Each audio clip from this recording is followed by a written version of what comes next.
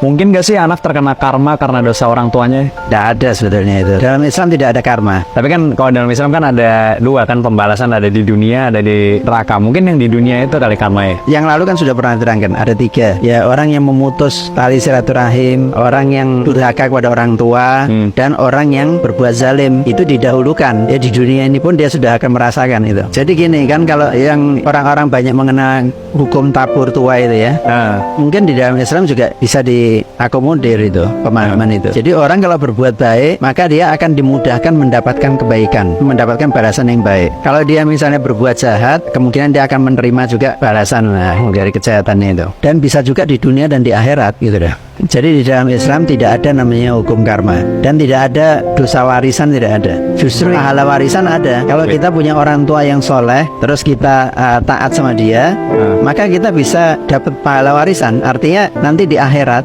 itu ditolong juga bisa ditolong sama orang tuanya. Nah, itu ada dalam Islam begitu. Pahala warisan. Ya, dalam Quran. Kan banyak soalnya kepercayaan seperti itu kan. Ya, itu kepercayaan lain, agama lain. Di dalam Islam tidak ada itu seperti itu. Tapi orang Islam banyak yang meyakini itu sih. Ya, karena budaya. Dan budaya masyarakat kita ini kan masih ada yang sebagian yang terpengaruh oleh budaya agama Buddha dan agama Hindu. Nah, itu masih kebawa kadang-kadang, ya kan? Tapi orang Islam, di dalam masyarakat Islam tidak ada itu.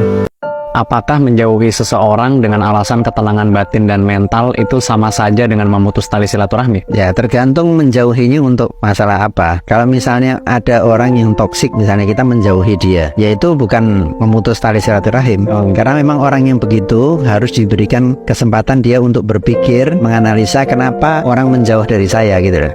Ya kan, jadi kita justru membantu dia. Kalau dia sadar, kalau dia tidak sadar itu salah dia sendiri kan gitu.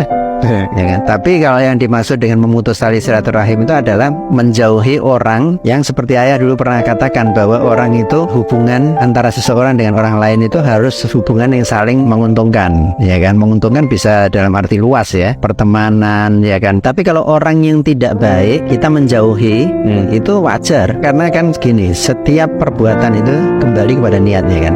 Jadi kalau kita niatnya itu baik, maka itu adalah amal yang baik. Kembali ke niatnya, untuk apa menjauhi itu gitu loh. Kalau untuk lebih dekat kepada Allah, tentu itu bagus, karena mungkin orang ini maksiat kan, atau orang ini melakukan kejahatan-kejahatan kriminal dan sebagainya, sehingga kita merasa khawatir kalau dekat sama dia nanti akan tersangkut dengan masalah-masalah dia atau apa. Wajib kita tinggal itu, tidak apa-apa memutus tali silaturahim dengan orang yang begitu.